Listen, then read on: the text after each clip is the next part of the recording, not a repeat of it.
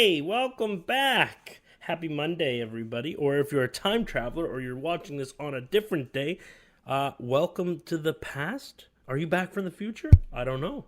Nah, that's not a segue for Back to the Future, but it would be cool if there was some news. Hey guys, speaking of news, we got ourselves quite a bit of news. Not a lot, but they're just tiny little tidbits, and we figured we'd get you something out the door for this week in case the news ends up drying out.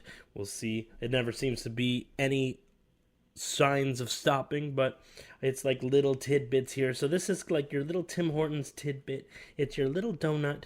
It's your little cookie before the start of your week, okay? So you're welcome with that. Hey, first up in the news though, Hideki Kamiya, creator of A Resident Evil 2, as the creative director, and the creator of Okami, Devil May Cry, Vanquish, The Wonderful 101, Bayonetta 1, 2, and 3, and Beautiful Joe, among a few other things, has confirmed that every single game besides Resident Evil 2 is technically in a shared universe of sorts. This is especially pretty cool given the fact that Bayonetta is an Umbra witch, and, he also is quite fond of his Devil May Cry series, which, stars the titular Dante, who is hunting demons and hunting creatures and what have you.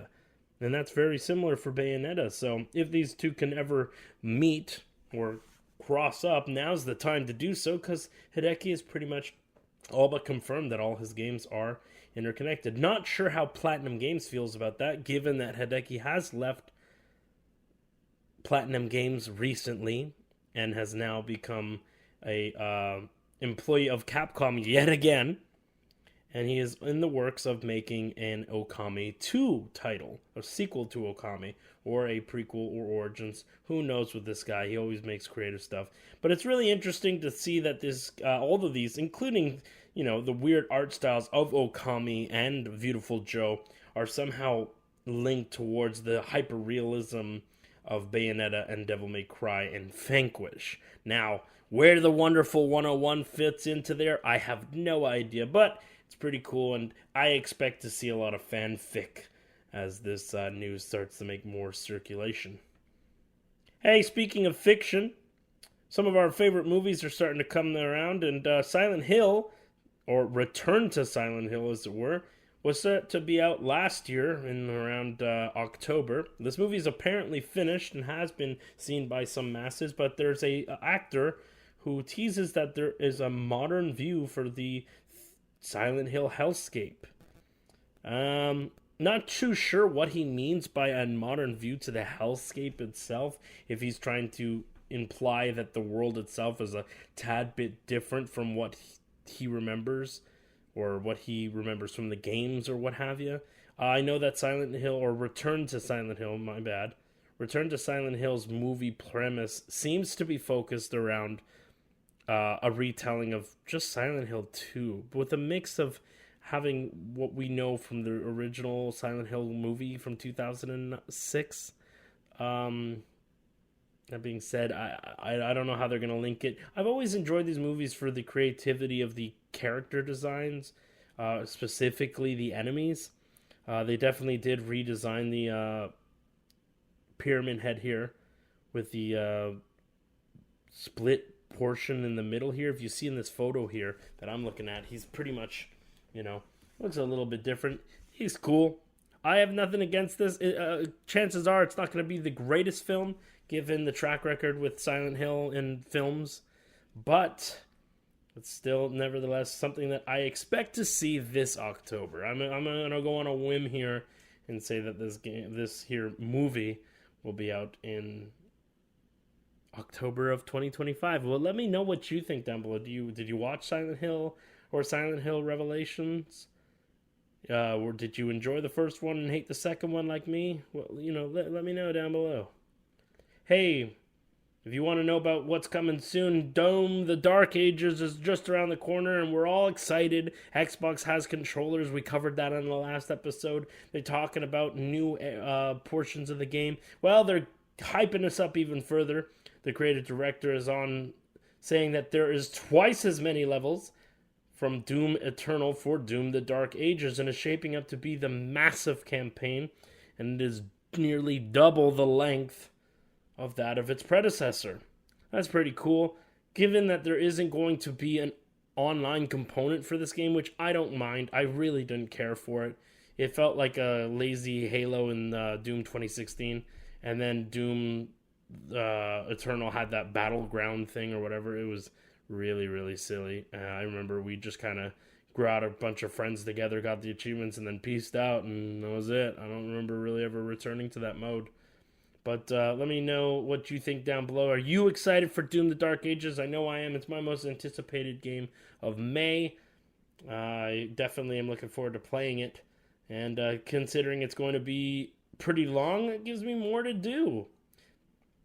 Hey, speaking of a lot, let's talk about Capcom. 2 years ago, Capcom asked, what are you buying? And we all said Resident Evil 4 Remake. It looks as it appeared it has hit the 10 million mark and being the number one selling in the modern franchise. Well done, Resident Evil 4. It has outshined the likes of Resident Evil 7, the game that single-handedly saved the Resident Evil brand. I love this game. I love Resident Evil. I've always been a Resident Evil fan. Those who know me know I am obsessed with this stuff. It's like the whole world stops when Resident Evil comes out for me. Every time there's new news, I'm excited, and I find it very hard not to cover leaks, and that's why this next part is a little bit interesting, and I threw this in one last minute, so my team here doesn't even know that this exists. Resident Evil 4 Remake got a bit of an update, and they added a signage in the infamous first section of the village arena that you go to at the beginning of the game. You know, the infamous get there and now you're screwed and you have to run around the village. Yeah, that village. Well, cheekily enough, towards the beginning of the entryway of the village itself, Resident Evil 4 Remake put a little bit of a sign. This sign is nothing too special. It just reads in Spanish that there's, homes this way, homes that way, and that their doctor's just up the hill. It's really nothing too special, but if you look at this here photo here, wha-bam, that's for editors to put up. You can see in this here photo that the signage, when tilted sideways, actually spells out the numerical number 9. So it's all but confirmed that Resident Evil 9 is the next entry in the great zombie-killing horror, survival horror franchise, as it were. There's a lot of rumors and speculation as to whom is going to be in Resident Evil 9, who will be the main characters. There's no word on the street that Leon and Jill will be the main protagonists for Resident Evil 9. It is unclear what is going to happen with the franchise, if they're going to do a little bit of a hub world, an open area, if you will. I'm not too sure. We're not going to cover that here on this. Those are all rumors and speculations. But if you do like Resident Evil hot takes or Resident Evil takes or Resident Evil everything like I do, let me know if that's something I should make as a separate series, because I could go on for hours talking about Resident Evil. Hey, speaking of hours, I put a lot of hours into Street Fighter 6, and Elena is just around the corner. I know we didn't really cover her too much with the of some of the other radio news or news radio episodes. Oh, I don't think I even introed us this time. Oh well. Maybe I'll edit that in, and then this whole part will be stupid, and then you'll be like, what are you talking about, you dumbass? Anyways, Elena has confirmation that all of the end credit scenes and all the end fighter arcade story mode things from Street Fighter 4, when she befriended the likes of Akuma, is actually canon, because it shows that she's mingling it up and getting a little frisky with Akuma in the stage that would be his man cave of sorts from Street Fighter 6. I think it all but confirms that the friendship is a little bit more between these two. And it's also nice to see that...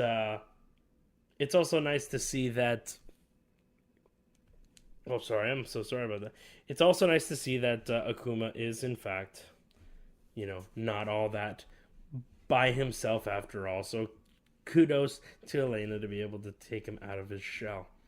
Hey, speaking of a shell, these fucking segues are hard as shit. So we appreciate you if you would shell out a like, maybe even subscribe, share it with a friend, cringe after what I just said, and then punch me in the stomach. You want to know who I want to punch in the stomach, though? These fucking morons over here. Let's open up this tab here for you, shall we?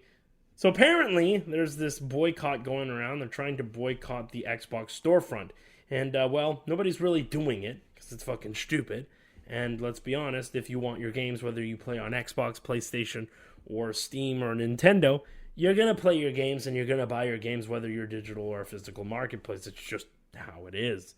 Well, some RPG game that apparently only came out on the Xbox and Steam, named Tenderfoot Tactics, their parent company, whose name is literally not showing up anywhere, which is wonderful.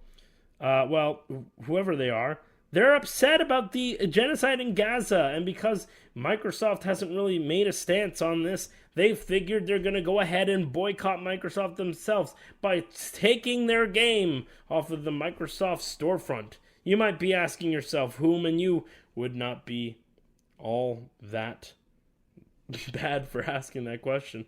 Why the hell would a game that came out for the Xbox One, Xbox Series S, and Xbox Series X, and Steam go out of their way to boycott themselves? It's like they don't even want any money for their games. Let it be known that I'm glad that their names aren't showing up too much, because I'm going to be on the lookout for their names moving forward, because I'm going to tell you right now, I won't be fucking supporting their games. That's fucking stupid. First and foremost, whether you have a stance, and we're not going to get too political on this show. This show is dedicated for pop culture, movies, video games, TV shows, etc. But let it be known that if you're going to let politics decide whether or not gamers can have fun with your game, and you're going to let that cloud your judgment, and you're going to boycott games, most likely, we're going to remember who you are as a studio, and we're not going to play your games. I personally won't be supporting any game that they moving forward, because this was a baffling fucking stupid decision, and you reap what you sow. That being said, let's move on to the next article we got here for you guys. Hey, we got a lot to talk about here with Oblivion. There's two things to go through, and it's not very good news, but it's also not bad news either. First and foremost, we're aware it is doing well. It's doing extremely well, but there was an Nexus mod that decided to allow an Oblivion remaster modder to take the changes into his own hand. It's not a big deal, but they made it a big deal, and here's how it happened. Now, in the original Oblivion game for the Xbox 360, PC, and PlayStation 3, you could, when creating your character, have the ability to change between a male or female. Well, here's the problem. Now, in the remaster, it says body type 1 and body type 2. Basically, it's male or female. But they refuse to say it forth. We are living in woke times, people! Well, somebody didn't think that was all that nice, and so he decided he was going to make a mod that people could download right away, as the mods are, available right away through the workshop. And he basically put it in his own hands to fix the little change there at the beginning that allows it to change from body type 1 to body type 2 to now say the correct phrase, male and female. Well, apparently they didn't like that very much, and they said he was a naughty boy, and decided that it's a political debate and is not cultural and backgrounds for borders, so they decided that they were going to remove the mod and ban his mod account from allowing him from making any future mod. This is a notice regarding this mod. He got a whole notice, he got a whole ban. He's been flagged, and he will be able to continue to make mods after the fact. But yeah, not a good look. Let's be honest. The first time I experienced this weird conundrum in the woke bullshit affecting video games was actually with one of the newer Pokemon games. No longer does it say, are you a boy or a girl? No, instead it just says, who are you? And then you select a man or a girl or a fucking, and then it's a black girl, a black boy, an Indian boy, an Indian girl, and et cetera, So, I'm on team guy who made mod. Remains anonymous, and I think that's good because there's all these people that heckle and bash people like this that do that stuff. He was out of his way to do something to try and relive the original days of what it meant to not be a fucked up mental case. The same fucking idiots that are supporting all that Palestinian bullshit. So, anyways, hey, it's not over though for Oblivion Remastered because the bad news is piling on, and it's really not bad news. It's just little fucking baby shitty stupid fucking articles that are trying to derail the net positivity that this game's having. And here's the funny thing is that we're covering this, and I don't even play this game. I've never been an Elder Scrolls fan. I'm a Fallout fan, right? But I'm on Team Oblivion for this one. Fuck these people. They're fucking dumb. The Nexus mod thing, I'm on the modding guys team. I don't think that Nexus should be getting involved and getting all pissed off about it because the people that created the game, they don't seem to give a shit either. So, it is what it is. But for the other story here, some indie boss feels the pain for our team after they had launched their game on the same day, April 22nd, when the shadow drop for Elder Scrolls 4 Oblivion Remastered was also dropped. And it pretty much put it in the dust. And it definitely, wasn't exactly the brightest idea to go up against the likes of that. But here's where I have to say things. So first and foremost, the game is called Post Trauma. I don't know much about it. It's a bit of it's an indie game made by an indie team. Now here's the thing, and this is where I'm on Team Oblivion for this one. Yes, Oblivion is a bigger game. AAA games are definitely going to have the most eyes on it. However, you were aware that Claire Obscure Expedition 33, which is sweeping everything right now and is up for Game of the Year for sure, and I wouldn't be too surprised if it actually does win Game of the Year this year. That being said, you were aware that that game was also coming out in and around the same day and time frame. Why did you think you were going to go up against that game as well, given all the positive publicity surrounding the game, leading up to the game, and the fact that it was also going to be a day one release with Game Pass? It tells me that you didn't really do a lot of homework, and your team and you as the creative director and somebody that's supposed to keep an eye out for all of these different releases when it comes to the safety and the great launch day that you're supposed to expect for an indie title, didn't really think of all of the consequences in the process. And considering I have also been an insider for gaming and gaming news and with the likes of Ubisoft, shout out to Ubisoft and Microsoft and quite a few other companies over the last decade, it is not a secret for a lot of people working in the industry that this game was coming. I knew about this game months in advance. If you're actually working on games and you work in the industry, you're aware of what is and isn't coming out and the exact release date. It is why a lot of companies are not going to release in a certain month this year, due to the fact that they know Grand Theft Auto 6 is just around the corner. That is fucking dumb, and this guy's take is fucking stupid, and he's a dumb person. Now, do I want his game to not do well? Absolutely not. I want his game to do well. But to sit out afterwards when the game isn't doing well, instead of telling people, hey, we exist as well, we made a bad choice, come and check out our game, we love it. Instead, he's over here bashing the fact that Microsoft had the audacity to release Oblivion Remastered, and that Bethesda should have done the usual tour. They did a shadow drop. It is what it is. If you were paying attention and were actually that passionate about the industry, you would have seen it coming too, bud. So we don't feel too bad for Jonas and Tuan's son, the publisher of Raw Furry. We don't really feel too bad for them when they're over here, pointing fingers and being a little bitch. Anyways, that's enough negativity. We're going to move on to some last-minute positives for collectors out there. We've got ourselves something really bizarre here. If you're into vinyl collecting and you do like video games, and I know I do like both, well, it looks like for some reason Bloody Disgusting is actually going to be selling a Mortal Kombat 4. Out of all games, we got Mortal Kombat 4, Mortal Kombat 4, Mortal Kombat Gold, a vinyl that, get this, people, is filled with actual blood. What? Here's a picture of it right there if you want to take a look at it. Definitely look up, there's a video of it spinning. It looks really bizarro. Kind of gross, kind of weird. I know this isn't the first time that a vinyl has put bizarro shit. I know that for the god-awful dog shit Amazon original movie Saltburn, for some dumbass reason, they decided for the soundtrack, which did have Murder on the Dance Floor, which is a great song, they thought for the disgusting portion of this movie, if you know, you know, they decided they were going to put bathwater in the vinyl. Yeah, bathwater.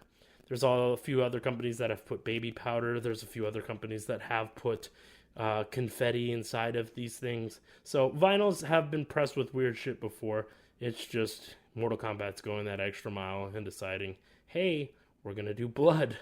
So yeah, if you're into collectibles and you like vinyls and you for some reason want to hear the really bizarre sync track of Mortal Kombat 4, well, there you go. We've got yourself the Bloody Disgusting Mortal Kombat 4 blood record. Hey, and we're back to the last 2 or 3 things here. Speaking of movie news and bloody stuff, looks like the show that is going to be produced by A24 for Peacock, the Camp Crystal Lake TV show, has found its Pamela Voorhees in Linda Cardellini, aka the hot girl that was Velma, sorry, I almost said Venom. Velma in the Scooby-Doo TV series, Scooby-Doo movie and Scooby-Doo 2 When Monsters Attack, Monsters Unleashed, or whatever the fuck it's called. Yeah, I've always had a crush on this girl. No offense. Don't tell my wife. Yeah, everybody in chat's like agreeing. This lady's crazy. Like, I didn't know, like, damn, Mrs. Voorhees, didn't know I would have taken better care of your retarded son if I knew you looked like that, baby girl. Hey, where's that little retarded rascal anyways? Come on over here, Jason. Ah, you go. There you go. Go play in the lake, okay? You go play in the lake for a bit, okay? You and your mom and I have to have a little chat behind the bleachers, if you know what I'm saying. Anyways, Linda is a perfect cast for Pamela Voorhees. If you ever watched the TV show You Are Dead to Me, you'll know what I'm talking about when I say this lady can get a little bit nuts. Even though she's been the wholehearted nice Velma and the wholehearted Hawkeye's wife and whatever remaining wholehearted roles I can think of on the top of my head. But yeah, it's going to be hard to take Pamela Voorhees a bit serious when I've got a big attraction to her, but we'll see what's happening. Do not tell my wife. Hey, we're on to the last 2 stories. These ones are wholesome, a little bit better instead of being negative. Indiana Jones and the Great Circle has sold absolutely fantastic as it comes out for the PlayStation 5 of April. It is doing double what the sales were for the PC and for the Xbox. Now, you might be saying, okay, blah, blah, blah, blah, blah. You have to undertake into account that this game was and did really well across both Xbox and PC because it's also day in day released with the Xbox Game Pass and Game Pass Ultimate on the PC. That's not to take away from Indiana Jones and the Great Circle. I think it's a fantastic game. I am one of the few people that bought a physical copy for the Xbox Series X. I love it. I think it's great. And I think it's fantastic that it's doing really well on the PlayStation 5 and that people like it. It's doing so well, in fact, that they're pretty much doubled down on the fact that not only will the DLC be coming out rather soon, they're ready to announce when the Giants DLC will be out, but also that they are pretty confident that they're going to make an additional 2 games for a potential trilogy of Indiana Jones games on consoles. That's exciting news. I'm very, very proud of Indy. I loved this game. It was definitely one of my favorite games of last year. A few bugs here and there that didn't really affect my playthrough. Maybe it had to do with the fact that I had a physical version of the game, but outside of that, I think it is a fantastic game. And if you have not played Indiana Jones and the Great Circle, I highly, highly recommend that you do so. It's great, it's good fun, and no matter what your play style, you'll definitely find some sort of way of playing that game in that best benefits you, whether you stealth, whether you're a brawler, whether you're going to use the environment and go all Jason Bourne. It is entirely up to you. Have some fun. Go play the game. If you have Xbox, you got Game Pass, do yourself a favor. If you got a PlayStation, be a statistic. Buy the game. But yeah, it's doing really well on the PlayStation. I got the numbers here. I don't really want to read them off. It's just, this site here is just trying to gloat. Oh, look at the PlayStation. It doesn't matter. The game's doing well, and that's all that matters. All right? People are buying it, and it's definitely proving Xbox's point that we can have these games come out exclusively for a time on the Xbox and then release them on the PlayStation, and they're still going to do well, and it's going to make them money. So it looks like Xbox's way of doing things is going to work. Okay, we're off to the final thing here. This one is a bit of a leak, and I don't know how this is going to go over, but we are one of the few people that are going to be able to not leak, but kind of tell you something new here. This is a first for our show, so buckle in. If you stayed with us this long, you're excited. You're good. I'm rewarding you for sticking around this long. But yeah, Fantastic Four, the first steps is coming, and they've been keeping it hush-hush as to how and what Galacticus will look like. We know from the brief shots in the first two trailers that he more than likely is going to wear the helmet due to his silhouette. We didn't really ever see him outside of a foot. Well, it looks like toys are to the rescue as per usual, as the Lego set 76316 Fantastic Four vs. Galacticus construction figure of 427 pieces has revealed what Galacticus is going to look like. And let me tell you, if you're looking at the photo above, he looks comic book accurate as all things, and it is making me more and more excited for the Fantastic Four, because look at this. He looks perfect. That's just perfect. Well, that's all the news that we got for you. I'm excited to get this out for you. And thank you guys for listening this long. We do appreciate it. And again, I know we already asked you to, but like, subscribe, do the usual. You know how to do it. And we look forward to seeing you in the next episode of News Radio, whatever the hell we're still calling the show. See, I still do it. Have fun. Have a good, safe week this week. If you're a time traveler, have a great day. Have a great concurrent week. And we'll see you on the next episode. Peace.